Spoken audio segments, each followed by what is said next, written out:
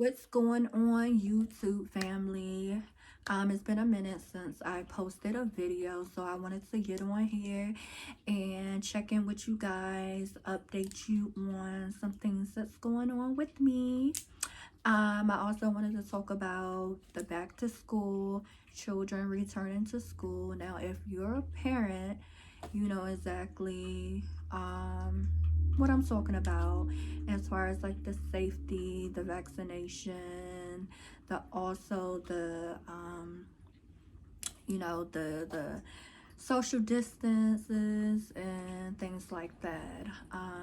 And then I want to talk about how we can install in our children or talk to our children about making sure they maintain a distance between other students and just safety precautions, period. So I want to get started with the simple fact of my personal experience or my personal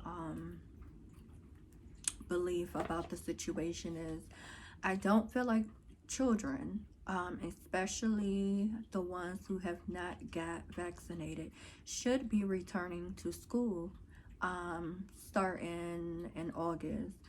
I often said, and I will say this again, I feel like the state is just being hungry for money. There's no need to rush the students back to school. There's no need. And then with this new variant, Delta variant out here, it's not a good thing. It's not. These kids are not protected.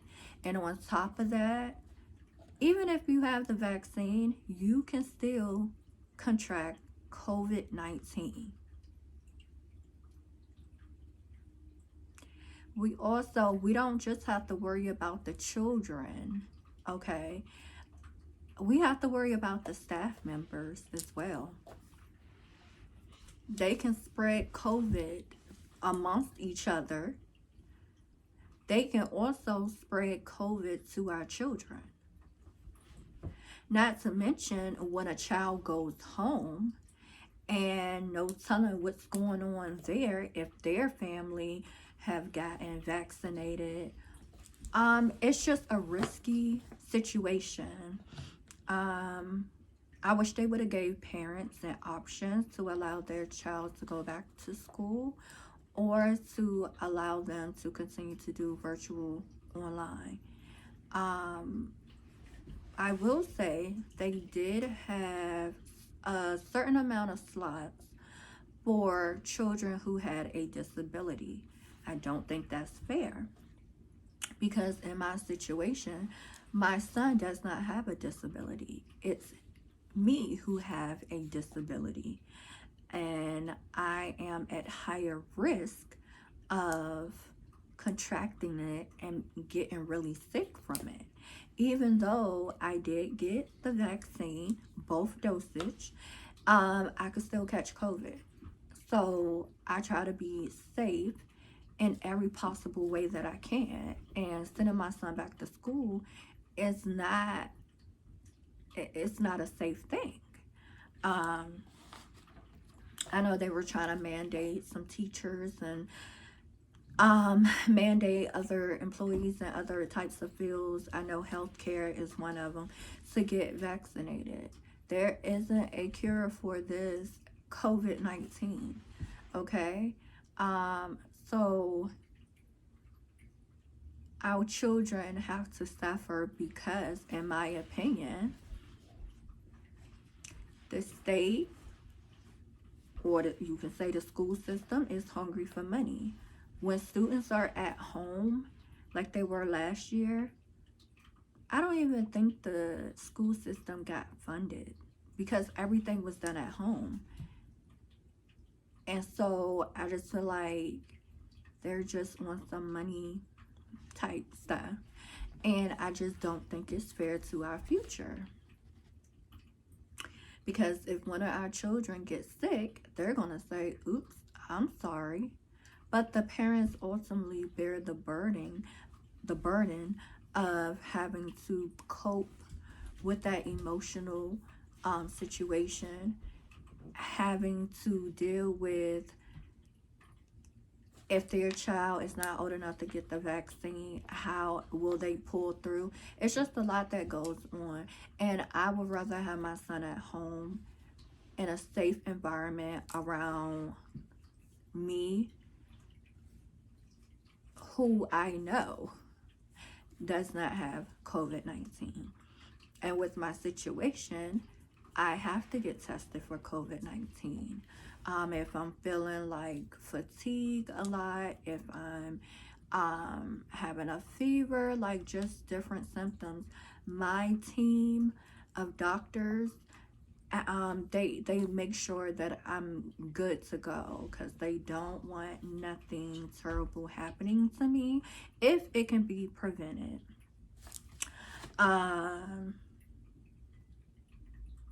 I also wanted to talk about safety precautions. Like I said, there's really no safe way for children to stay safe. I would rather for them to have a vaccine. Maybe it would help out with the symptoms, and they would have mild symptoms instead of severe ones. But like I said, there isn't a vaccine for children 2 through 11. So I had a talk with my son, who is 7 years old, and he's going to the 2nd grade. And I told him if he should go back to school, because I'm still contemplating this, because it's not just him being in danger, it's myself also. So I told my son that when he go back to school, do not allow anyone to touch you, even your peers, even teachers. They're not going to be washing their hands 24/7. I do not want any germs on my son whatsoever. I do not want him being touched by anyone. I told him when they go outside, it was told that in open spaces you don't have to wear a mask. That's not going to fly with me. I told my son he needs to keep his mask on because it would keep him safe. Germs travel whether you're indoors or outdoor. So there's no taking no mask off in an open situation. I told my son to make sure he uses hand sanitizer every time he touches something. I don't care what it is. You touch the door, sanitize your hands. You touch the desk or the chair, sanitize your hand. You touch a ball and PE, sanitize your hands. And matter of fact, I'm going to get him one of those little clip things that has the small sanitizer on it that can clip onto your pants, your purse, or whatever. So he can have that available right away.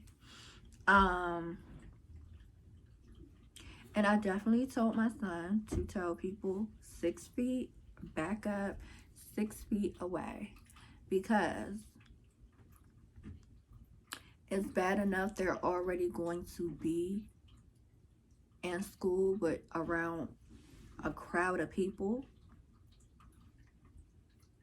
And I really don't know how they're going to have this social distance thing going on.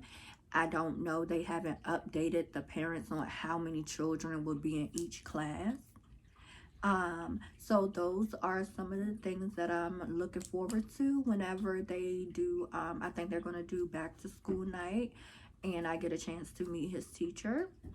And yeah, I just don't want my child to not be informed about what he needs to do during this pandemic. He is very smart. He knows. I sat down and talked to him about COVID-19. I told him, you know, it's a bad type of virus that is spreading, and it have killed a lot of people, you know.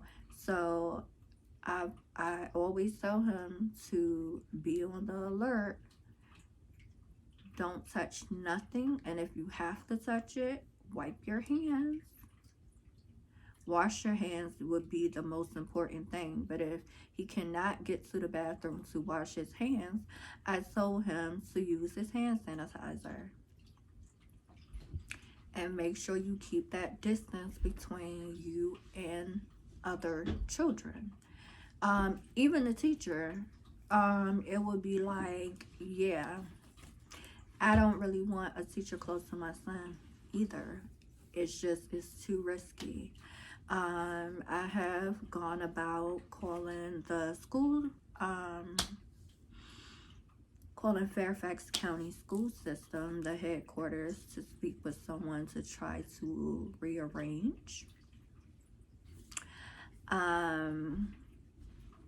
Or get the information on whether my son was accepted to do online learning, because like I said, they gave parents the option, but only if their child was disabled or had some type of immunosuppression type situation going on. And that wasn't the case, but I still sent mine in. I still explained my situation. I had my doctor also send in, a note just explaining some specifics about my health and why my son, it would be a big risk with my son returning back to school. So, to each his own, everybody don't have the option to have their kids stay at home and do virtual online. I know DC is like they want all their students to go back to school, and it's just sad. And I'm gonna be praying for all you parents out there. I would like for you guys to pray for me and mine, and I would definitely pray for you and your children.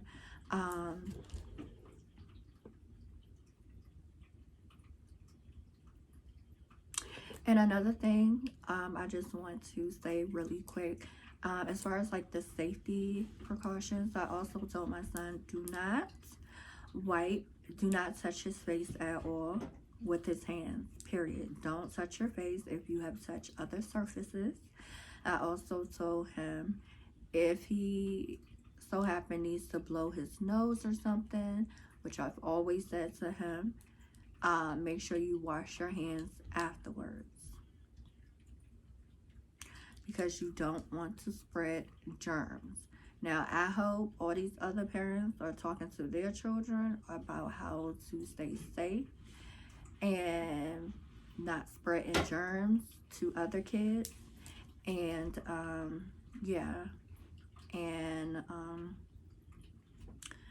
I just hope that they realize that this isn't going to work, and they will return to virtual online learning for all students.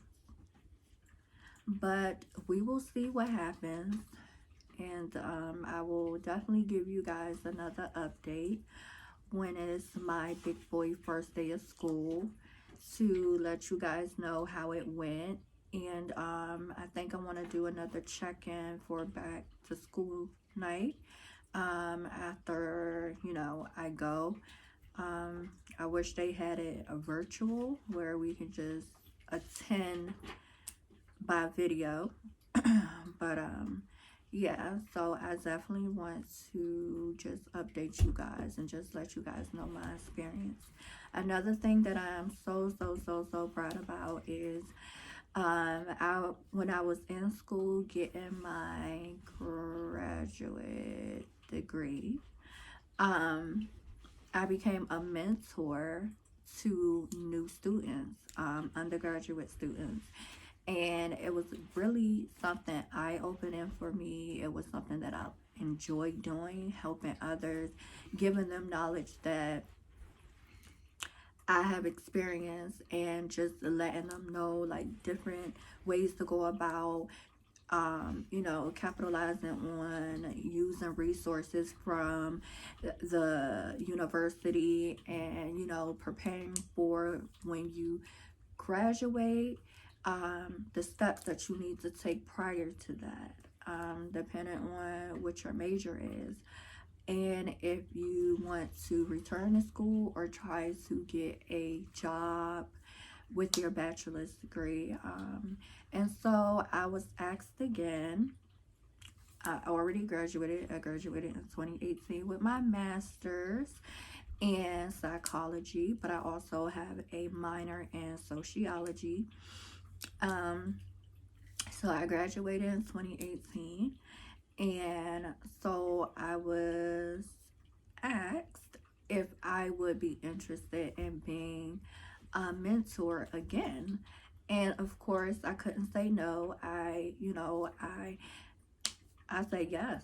So it just feels good to be able to help someone, especially if you have been through it, you know the ins and outs, and you were successful at doing it. And so I just want to just help others in any kind of way possible, just like I do these videos to inform people about getting a transplant, the pros and cons, but overall, for you guys to see my journey. Every day is not an easy day. Every day you will have challenges, but I have been so blessed by God that I've been able to persevere through those challenges. So I want to say to everybody out there, whatever it is that you love, that you want to do, please don't give up. No matter what nobody says, no matter when people want to down you and say, or not believe in your success and say, well, how would he or she be able to do that? They can't even walk. They can't write, or whatever the case, whatever your disability is. But if you have determination and you ambitious, it's nothing that you cannot conquer with the help of God. So like I said, I just been very blessed. I'm very blessed to be here, and because I'm so blessed to be here, I want to use my blessing to be able to educate families and transplant recipients, because you name it, I've been through it, and somehow I know how God helped me through it. And at times I wanted to give up. At times things were very difficult, especially being away from my son when I had to go to the hospital. I did talk to him. I made sure that his homework was done. I read to him over the phone. But most importantly, I just was missing just seeing his face, just hugging him, letting him, us playing a game together and stuff like that. So please don't take life for granted. Don't take your loved ones for granted. Don't take your health for granted, because your health can affect your entire family. If you're gone, what now? Your family is suffering the loss of your life. So I just want to let you guys know I appreciate you watching this video. Please subscribe to my channel. Click the like button. Make a comment. If you have questions, I am definitely here to answer those. And I will try to do another video on a different topic tomorrow or Wednesday. But I will be back. And once again, thank you guys for tuning in. God bless. Have a good night.